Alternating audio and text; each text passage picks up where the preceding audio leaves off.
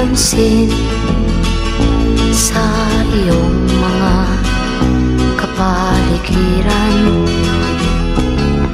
Kay dumi na ng hangin, pati na ang mga ilog natin.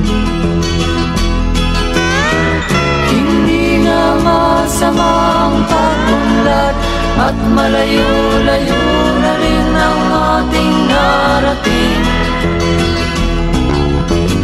Ngunit masdan mo ang tubig sa dagat, dati kulay asul, ngayon'y naging itim.